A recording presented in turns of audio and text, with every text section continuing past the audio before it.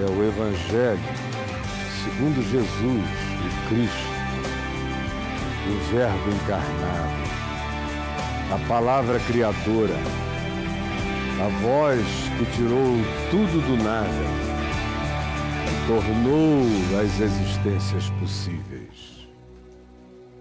Hoje eu leio no Evangelho de João para você, Evangelho de João, eu leio para e com você, no capítulo 3, preste atenção. Diz assim: havia entre os fariseus, que é aquela seita mais rigorosa e legalista dos judeus, um homem chamado Nicodemos, que significa vitorioso com o povo, ou vitorioso para o povo e pelo povo. Nicodemos é um nome grego, que era um dos principais do judaísmo, da religião judaica, da academia, da diplomacia política. Embora fosse um fariseu, ele era um homem de muita flexibilidade, ele não era tão radical quanto os demais da seita a qual ele estava afiliado dentro do judaísmo. Então esse Nicodemos, que era um dos principais dentre os judeus, era uma das figuras mais importantes e renomadas e significativas e cultas e respeitadas, de noite um dia foi ter com Jesus. Não queria de dia porque não queria se visibilizar, e à noite, na antiguidade, era noite, não é como hoje, onde noite e dia são a mesma coisa. Não, era escuro, não se via quem ia e vinha. E ele aproveitou este véu da noite e foi ter com Jesus escondido e lhe disse: mestre, sabemos, ele tinha a presunção de saber algo. Sabemos que és mestre. É uma redundância, mestre. Sabemos que és mestre, vindo da parte de Deus. Porque ninguém pode fazer estes sinais que tu fazes se Deus não estiver com ele. Que sinais? Ora, aqui no capítulo 2, no verso 23, portanto, antes de Nicodemos chegar, e é o contexto que explica por que Nicodemos foi ter com Jesus à noite, diz assim: estando Jesus em Jerusalém durante a festa da Páscoa, naquela Páscoa daquele ano, muitos, vendo os sinais que ele fazia em Jerusalém durante a festa da Páscoa, creram nele. Mas o próprio Jesus não se confiava a nenhum deles, porque conhecia todos e não precisava de que alguém lhe desse testemunho a respeito do homem, porque ele mesmo sabia qual era a natureza humana. Então, não havia romances, nem enganos, nem ilusões em Jesus acerca de como o homem reage às coisas e o que ele valoriza. E mesmo reconhecendo grandes significados, o que ele está disposto a trocar para não perder seu poder. Então, é esse contexto, é essa situação que faz Nicodemos dizer: mestre, sabemos que és mestre, porque vimos os sinais. Ninguém pode fazer isto que tu fazes se Deus não estiver com ele. Ele deduz que Jesus só podia ser alguém de significado extraordinariamente superior, enviado por Deus, ou falando da parte de Deus, por causa de uma relação de dedução de causa e efeito. Ninguém pode fazer os sinais que tu fazes se Deus não estiver com ele. É o que a maioria das pessoas usa para discernimentos de natureza teológica. Eu creio que essa pessoa é de Deus porque ela faz milagres. Eu creio que essa pessoa é de Deus porque ela fala bem. Eu creio que essa pessoa é de Deus porque ela expulsa poderes malignos. Quando Jesus nos diz, repetidas vezes, e a mais explícita de todos está em Mateus no capítulo 7, quando ele diz que nem todo aquele que lhe diz Senhor, Senhor, entrará no reino dos céus, mas tão somente aquele que obedece, que se ativa pela obediência à palavra. Como ele também diz que nem todo que diz em teu nome expulsamos demônios, operamos milagres, profetizamos, entrará no reino dos céus. Porque são pessoas que têm a boca cheia do nome de Deus e as ações marcadas por atitudes de suposta manifestação da autoridade divina, mas não vivem Deus, não provaram Deus, não conhecem a Deus, porque Deus não é um nome nem um assunto a ser debatido ou entendido ou dominado para ser exposto e para ser, assim, o poder que impressiona os outros a partir de mim. Jesus disse não. Se você não tiver conhecimento experiencial de Deus, e se o seu conhecimento de Deus não for demonstrado pela prática, pela obediência em fé, dando razão a Deus, pela frutuosidade que decorre de maneira natural da sua obediência prática à lei da vida, segundo Jesus, segundo o Evangelho, se você não tiver a experiência de Deus manifesta como fé, que atua pelo amor e que lhe coloca no caminho prático da obediência, você pode ter todas as teologias e vir com todas as supostas deduções, você não sabe ainda do que está falando, embora você carregue a presunção de dizer, sabemos que tu és, porque ninguém pode fazer estes sinais se não tiver sido enviado por Deus, ou se Deus não estiver com ele. Ao que Jesus respondeu, menos, não é nada disso. Essas lógicas lineares e cartesianas não servem para explicar a relação de Deus com o homem. Você está olhando a partir de lógicas de causa e efeito, Nicodemos. O reino de Deus está acima da teologia moral de causa e efeito e da sua aplicação ao mundo das deduções acerca de quem é de Deus ou quem não é de Deus. Isso é uma falácia. Portanto, a isto respondeu Jesus. Em verdade eu te digo que se alguém não nascer de novo, não passar pela experiência dessa regeneração essencial, não pode ver, enxergar, discernir, perceber o reino de Deus, nem o que está acontecendo, não vai entender nada. A conclusão será errada, equivocada, a dedução será ilusiva e ilusória. Porque se não houver a mudança da matrix, se não houver a mudança do pressuposto essencial, se não houver a conversão do significado mais profundo do ser, ninguém enxerga essa outra dimensão. A gente passa pela vida vendo só as lógicas lineares. A gente passa pela vida andando apenas no máximo e na melhor das hipóteses, quando não se é totalmente burro e idiotado, na melhor das hipóteses se enxerga as lógicas lineares, cartesianas.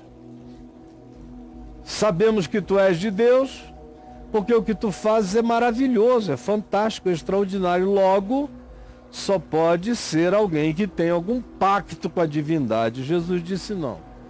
Tem gente que não tem pacto nenhum com Deus, que não ama, que não sabe nada de Deus e faz coisas extraordinárias. Mas tu não vais compreender o que está acontecendo aqui através das lógicas teológicas, doutrinárias, dos ensinos da academia. Tu vais cair antes. Tu não vais passar a fronteira das lógicas e das conclusões para entrares na dimensão das coisas que não são concluíveis pelas lógicas de causa e efeito, pois elas só são apropriáveis pela fé quando a gente enxerga para além do que os olhos percebem e do que as lógicas imediatas deduzem. Não, eu te digo isso. Se alguém não nascer, não mudar o pressuposto, a matrix espiritual, não pode ver, não pode enxergar, não tem o prisma para discernir o reino atrás do imediato, ou pervadindo o imediato, ou presente em todas as coisas. Os verdadeiros sinais do reino de Deus você não vai enxergar enquanto sua mente ficar presa apenas a essa linearidade. Tem que ser de Deus porque faz coisas fantásticas. Assim o Chris Angel também tem que ser de Deus. O Dynamos, que faz coisas fantásticas, tem que ser de Deus. O Mark Zuckerberg, que inventou um negócio que cobriu a Terra inteira, tem que ser de Deus. Não. Tem muitos fazendo coisas extraordinárias que nunca conheceram a Deus. E tem gente que conhece a Deus profundamente e nunca fez nada extraordinário. Como João Batista, acerca de quem Jesus disse que dentre os nascidos de mulher ninguém alcançou a obediência comprometida e simples, entregue de João Batista. Jesus disse isto acerca dele. E aí o Evangelho diz, sobre o mesmo João Batista, que ele, João, na verdade, nunca fez nenhum sinal, nenhum milagre, nunca chamou atenção por nada portentoso. Era o caráter dele que era um grito desafiante, rasgante, provocativo. Mas ele nunca fez nenhum milagre, nenhum sinal. Todavia, tudo quanto ele disse acerca de Jesus era verdade. Portanto, esse critério de sinais, prodígios, maravilhas, não são nada, a menos que eles sejam corroborados, validados pelo fruto desse novo nascimento, desse novo olhar, dessa nova compreensão, dessa matrix do reino a partir da qual tudo mais é interpretado e conhecido. E quem não passou por essa transformação de mente, quem não teve a percepção alterada por essa nova consciência, por esse novo discernimento, nunca enxergará o que está acontecendo, porque o reino de Deus não é óbvio. O reino de Deus é só para aquele que consegue discerni-lo. Para discerni-lo, tem-se que nascer de novo, tem-se que ter a matrix do ser alterada. Então perguntou Nicodemos, como pode um homem nascer sendo velho? Ele outra vez demonstra que a lógica dele para no horizonte das coisas do espaço-tempo que acontecem entre o berço e a sepultura. Porque Jesus explica a ele, diz, olha, essa lógica linear não é o bastante para você concluir que eu sou, seja lá quem eu seja. Porque só dá para entender de fato as coisas do reino de Deus se o teu olhar e a tua mente forem mudados, se a matrix for alterada. Aí ele repete que o modo dele ver é o modo linear, é o modo seco, é o modo cartesiano, é o modo das lógicas aparentes. Quando ele diz, como pode um homem nascer sendo velho? Aí vem essa pergunta, pode porventura voltar ao ventre materno e nascer segunda vez? O que no mundo contemporâneo eu não consigo realizar, eu não conseguiria, ninguém, nem Nicodemos, nem ninguém, voltar ao ventre da mãe. Ficar pequenininho e nascer de novo. A fantástica vida de Nicodemos Benjamin Button. Não. A alternativa a isso seria a reencarnação. morrer, nascer de novo no ventre da mãe para repetir o processo. Também não é disso que Jesus está falando, porque não é isto que Jesus ensina. Nem tampouco é isto que as Escrituras ensinam, em nenhum lugar delas. Mas a pergunta do Nicodemos, na melhor das hipóteses, coloca um homem na crença da reencarnação, porque a alternativa é patética.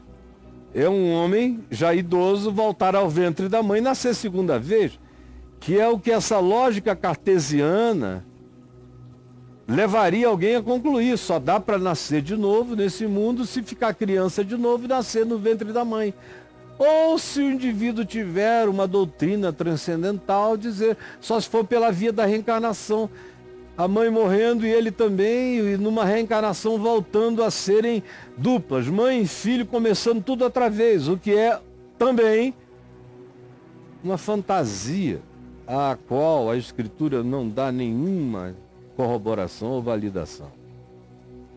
Então, respondeu Jesus a Nicodemos, ao vitorioso do povo, ao vitorioso do povo. Esse nome vai ficando assim ridículo quando esse diálogo vai se desenvolvendo.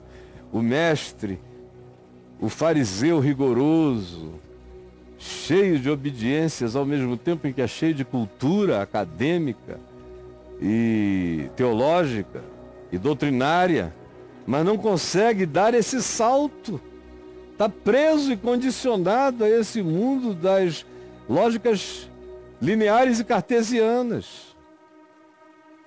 Não compreende o que Jesus diz. E Jesus repete, em verdade eu te digo, quem não nascer da água e do Espírito, dessa consciência de que a mente precisa ser transformada pelo arrependimento, que era o que a água, do ponto de vista imediato, para quem estava conversando com Jesus, significava, porque João Batista ainda estava vivo e batizando com água. Então, ninguém tem que interpretar o que é água. João estava vivo batizando com água. Nicodemos vai visitar Jesus. E Jesus responde, quem não nascer da água, portanto, do arrependimento, conforme João Batista está convidando todos a mudarem de mente, a verem que o reino chegou, que é chegada a hora, que está à mão, que está disponível e acessível a qualquer um, pela fé, para quem mudar de mente, para quem der o fruto de que mudou de mente, o fruto da metanoia, o fruto do arrependimento. Se alguém não der esse fruto, não demonstra que compreendeu, que viu, que entendeu, que discerniu o reino de Deus. Por isso, eu te digo e repito, quem não nascer da água e não nascer da mudança interior que o Espírito de Deus produza, provoque, fazendo regenerar a consciência, acordar e despertar e ativar a percepção morta e adormecida do significado de Deus e do seu reino no coração humano, que não for despertado pelo toque do arrependimento e mudado pela regeneração do Espírito, não pode entrar, não pode fazer parte, não pode experimentar, não pode gozar, não pode usufruir, não consegue nem ver o que está acontecendo, como é o teu caso, Nicodemos. Não pode. Se não tiver metanoia e não sofrer a ação cirúrgica do Espírito Santo, mudando todas as perspectivas, todos os prismas do teu caráter, do teu acordo com a vida, do que tu chamas de razão para viver, se o Espírito Santo não operar isso em ti, tu vais envelhecer sabendo tudo de teologia, de academia, de doutrina, sem ver o reino diante de ti. E sem entrar, sem tomar posse, sem experimentar o reino que está posto aqui. Por uma razão, Nicodemos, aquele que nasceu só da carne é carne. Não basta ter nascido no mundo. Você assim é só um ser existente. Carne é carne.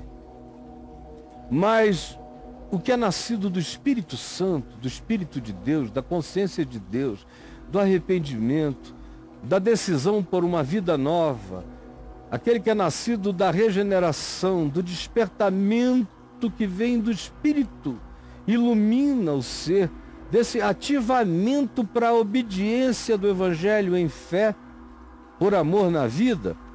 Quem não tiver essa consciência, quem não é nascido dessa regeneração, dessa mudança, não é espírito, não nasceu no espírito, não ganhou a consciência do espírito, ainda é só um ser trabalhando com as categorias da lógica da carne. Porque as coisas espirituais se discernem espiritualmente. E as coisas das físicas carnais e do espaço-tempo se discernem com as lógicas de causa e efeito. Mas o reino de Deus está fora das lógicas de causa e efeito. O reino de Deus é o reino da graça. E a graça quebra os ciclos de causa e efeito toda hora. De modo que pelo arrependimento, aquilo que no mundo das lógicas de causa e efeito no espaço-tempo não tem transformação, no mundo e na dimensão do espírito podem nascer de novo agora, já simultâneo e concomitantemente, operações, novas criaturas podem brotar de dentro das velhas criaturas, novas mentes podem brotar de dentro das velhas concepções, novo olhar que enxerga não só coisas visíveis, mas discerne dimensões invisíveis, pode ser dado a você. Isso tudo se você nascer de novo, se for ativado no Espírito Santo para viver essa consciência do reino de Deus com os olhos abertos, discernindo o trabalho de Deus em você e concordando com o trabalho de metanoia, de conversão, de arrependimento, de regeneração de Deus em você e se entregando cada vez mais ao sentido e à razão transformadora de Deus, que não tem nada a ver com as lógicas imediatas de qualquer que seja a presunção de conhecimento humano exterior no espaço-tempo. Porque o que é nascido da carne é carne, o que é nascido do Espírito é Espírito. Portanto, Nicodemos, não te admires de eu te dizer, você tem que nascer de novo, porque senão você não vai entrar, senão você não vai ver, senão você não vai usufruir. Embora você seja extraordinariamente bem ranqueado em Israel, fica sabendo, Nicodemos, que ninguém tem domínio sobre isto. É soberania absoluta de Deus. Então não aches que tu podes controlar. Dizer, eu sei que ele é de Deus porque os sinais que ele faz são de Deus. Ninguém consegue controlar. Ninguém consegue determinar, ninguém consegue condicionar. Se é de Deus, é incondicional e não condicionável. Está para além de todo controle humano. Assim é o que é nascido do Espírito de Deus. Porque o vento, o ruá, o vento de Deus, o pneuma de Deus, o sopro de Deus, vem de onde quer que ele esteja. O vento sopra de onde ele esteja e para onde ele deseje. O vento sopra onde quer. Ninguém tem poder de determinar por onde o vento vai soprar. No máximo tu ouves o seu assovio, ou farfalhar das folhas nas árvores, ou os uivos de uma penha sendo soprada por um vento misterioso. É tudo que tu consegues saber, ou sentir na tua pele o impacto físico da passagem dele, mas tu não sabes de onde ele vem, de que casa ele está vindo, nem para que casa ele está indo, de que floresta ele está vindo, de que floresta para que floresta ele está indo, em que oceano ele se formou e aonde ele vai terminar e o que ele vai produzir. Ainda hoje, nos nossos dias, a gente supõe que ele vai passar sobre. Às vezes ele passa, outras vezes ele não passa, porque ele sopra onde quer. Sopra onde quer. Ouves a sua voz, mas tu não sabes de onde ele vem nem para onde ele vai. Assim é todo aquele que é nascido do Espírito. Esse que é nascido do Espírito está para além do controle dessas lógicas imediatas, de alguém poder dizer, sabemos. Não, tu não sabes. Vocês todos juntos não sabem. E somente aquele que nasceu de novo, que se deixou regenerar por esse trabalho da metanoia, da mudança de mentes e de significados, operado pelo Espírito Santo, mudando a matrix do coração, somente esse pode ver, somente esse pode entrar nesta dimensão, mas ele próprio também não a controla. Ele é levado daqui para lá, e quando você nasce de novo, você perde a presunção de controlar a Deus e ao Espírito de Deus, ou de dizer quaisquer palavras finais acerca de Deus. Por causa do fato de que se você nasceu do Espírito, se a sua mente sofreu esse upgrade, que vai do espaço-tempo e te introjeta e te põe, te planta e te instala em dimensões celestiais e superiores, de lógicas que não operam na Terra, mas que fazem parte da compreensão daquilo que excede a todo entendimento. Se você não viajar por dentro desse caminho, se não sofrer essa mudança essencial enquanto vive, se não nascer de novo enquanto vive, não vai ver, não vai entrar, não vai discernir, não vai perceber. E toda a tua melhor lógica não vai te fazer concluir. Até porque aquele que experimentou, que de fato eu estou falando, não tem mais a presunção de saber que ele próprio decide o seu próprio caminho. Porque ele agora é um ser nascido do Espírito. E ele apenas obedece. Ele apenas segue. Ele apenas se entrega. Então lhe perguntou Nicodemos, o vitorioso do povo, o melhor do povo, um dos principais dos judeus: como pode suceder isto? É a pergunta dele. Meu Deus, como pode suceder isto? Aí a palavra seguinte é assim: acudiu Jesus. É tipo, Jesus o socorreu, porque o cara entrou num estado de susto, de perplexidade. Ele compreendeu o que não compreendia, o que é raríssimo. É raríssimo. A maioria das pessoas não compreende que não compreende. Mas esse cara, pelo menos, chegou nesse ponto de susto, de pânico. Ele entendeu o que não entendia. Como pode suceder isto? Ele não diz isso não pode suceder, isso é impossível. No coração dele, o coração dele era bom. Ele só tinha que vencer a nicodemice de ser o vitorioso do povo, o acadêmico do povo, essa tolice. E este Nicodemos entendeu. E se deixou sacudir por esse pânico, por essa angústia, por esse pavor. E teve a graça de compreender que não compreendia.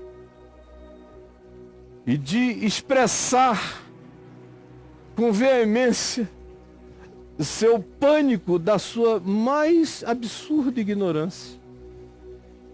E disse a Jesus: como pode? Ele não disse não pode, ele só disse: me ensina como. Qual é o processo? Como é que isso pode acontecer?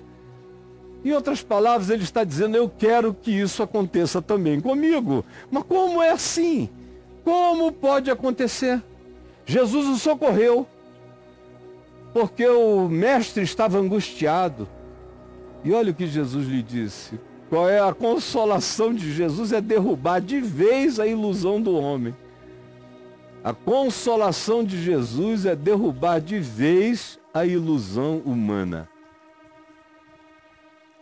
E assim Jesus socorre a Nicodemos com uma pergunta: tu és mestre em Israel e não compreendes estas coisas? São as coisas que as escolas não ensinam. Nenhum curso, nenhuma academia, nenhum rabinato, nenhum seminário, nenhum sacerdócio, nenhum mestre, nenhum corpo docente de lugar nenhum sabe isto ou entende isto. Eles são no máximo seres da lógica linear e cartesiana, eles param aonde a mente deles não alcança mais. E aonde as demonstrações empíricas e repetitivas não podem acontecer. Aí eles param. E Jesus disse: não é o bastante saber andar até onde a filosofia, a teologia e a lógica te levam.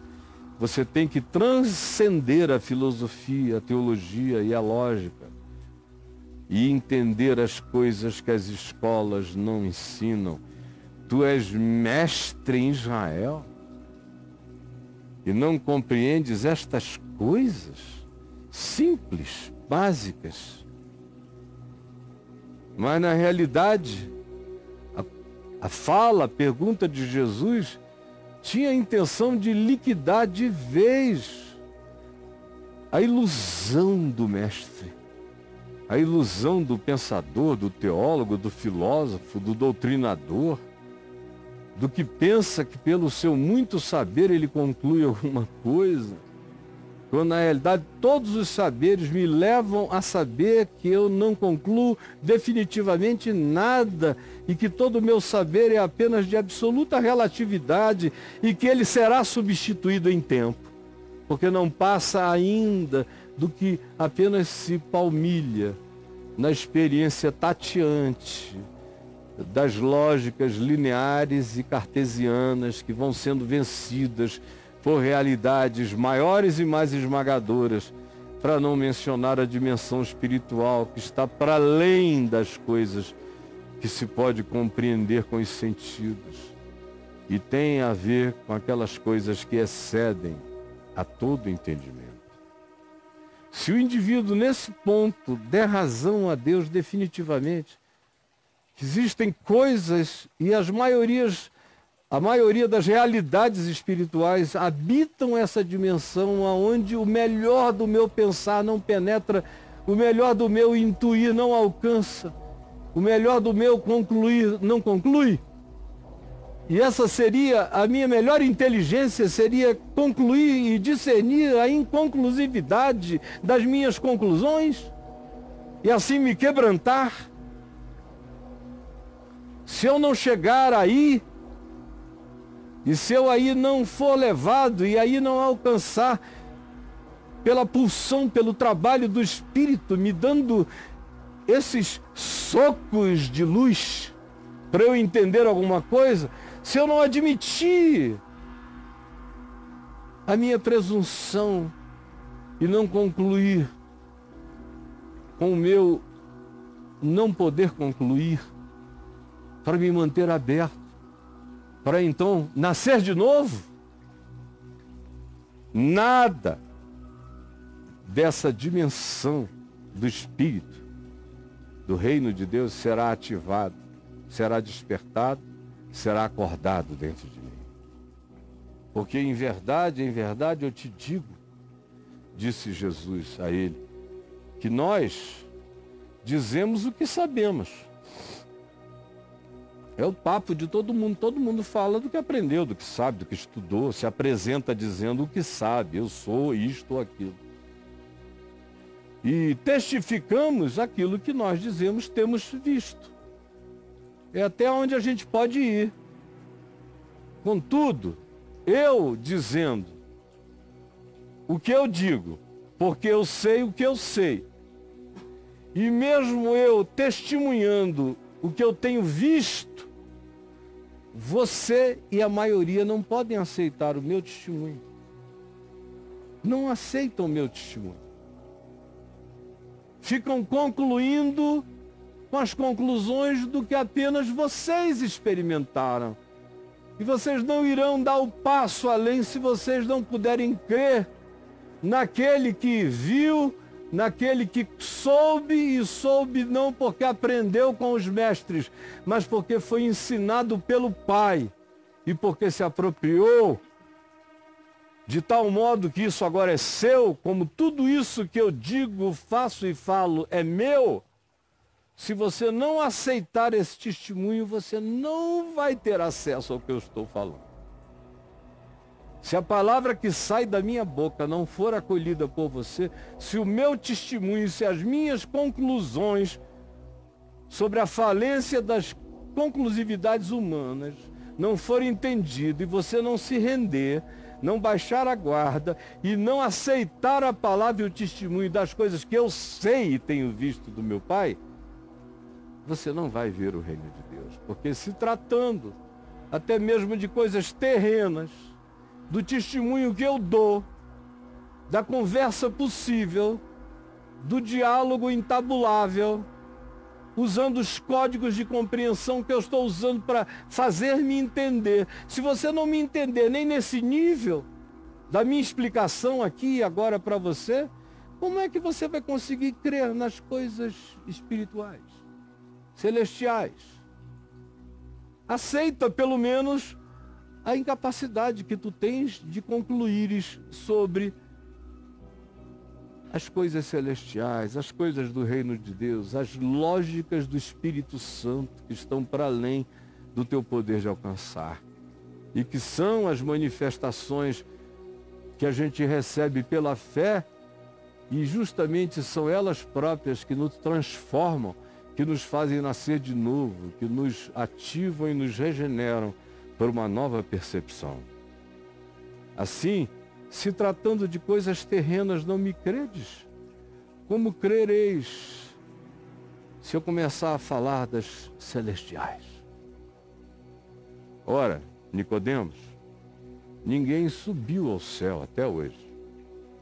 Ao céu, não ao céu espacial, não ao sky, mas in heaven, céu espiritual. Ninguém subiu ao céu espiritual, não ao espaço sideral, isso é mole, mas ninguém subiu ao céu, senão aquele que de lá, dessa dimensão superior, desceu, a saber, o Filho do Homem que está aqui na tua presença e ao mesmo tempo tem o seu recíproco no céu. De modo e do modo por que e como Moisés levantou aquela serpente lá no deserto que mordia o povo de Israel, assim importa que o Filho do Homem seja levantado, para que, assim como foi lá no deserto, quando Deus disse que aquele que olhasse para a serpente de bronze erguida por Moisés numa haste e a visse ali, cresce que as mordeduras das serpentes que estavam molestando e envenenando o povo todo e matando, tinham sido absorvidas pela serpente de bronze, no símbolo daquele emblema, ficaria curado. Assim também eu digo que hoje o que está acontecendo é isso. Está todo mundo sendo mordido pelo veneno da morte, como o povo de Israel no deserto. E eu, o Filho do Homem, fui enviado e serei levantado. Era uma expressão para definir a sua cruz. Serei levantado e vou absorver para mim o veneno de todos, para que todo aquele que creia em mim tenha vida eterna. Sabe o porquê, Nicodemos? Porque Deus amou o mundo. Fez isso e faz isso por amor. Se você não entender que tudo isso é fruto do amor e que o nascer de novo acontece porque aquele que não teve pecado, Deus o fez pecado por nós. E ele se tornou o centro de convergência de toda a iniquidade do universo e da humanidade,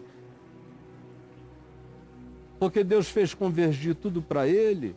Aquele que não tivesse a consciência de que sua culpa, seu pecado, sua vida de morte foi absorvida na cruz, para que agora, crendo, você veja o reino, entre do reino e se aproprie de uma dimensão eterna para a sua condição humana. Aquele que não tiver essa percepção de fé não vai se apropriar de nada. Agora, se tu queres saber por que Deus age assim conosco, humanos, diz Jesus a Nicodemos, é porque Deus amou o mundo de tal maneira, Nicodemos, que deu o seu Filho unigênito. E Nicodemos entendia bem essa linguagem do Filho unigênito, desse ser, desse anjo do Senhor, dessa manifestação de Deus no espaço-tempo, sinalizando o Cristo que viria. De modo que é isso que Jesus diz a Nicodemos: Deus amou o mundo de tal maneira que deu o seu Filho unigênito, a expressão exata do seu ser, para que todo aquele que nele crê não pereça, mas tenha onde pegar. Segure com segurança e se aproprie da qualidade eterna da vida que não tem fim. Não tem fim porque seja temporalmente imortal, não é assim. Ela não tem fim é porque ela é possuída pela qualidade do amor de Deus. Para além do espaço-tempo, viverá a eternidade em Deus. Quem nele crê, nesse que chama para si, converge para si, a angústia de todos, o pecado de todos, o veneno de todos, quem nele crê, não é julgado. O que não crê, sabendo com certeza, diz: não quero para mim, eu me resolvo a mim mesmo, não preciso de perdão, esse já está julgado pelo julgamento que fez da desnecessidade da graça sobre a sua própria vida. Esse já está julgado porque não crê naquilo que já foi feito em favor dele, de modo que tudo convergiu para o unigênito de Deus, para que todos os filhos de Deus ficassem livres de toda e qualquer culpa e pudessem seguir a jornada e não serem apenas homens da carne para a carne, mas seres humanos do espírito para o espírito.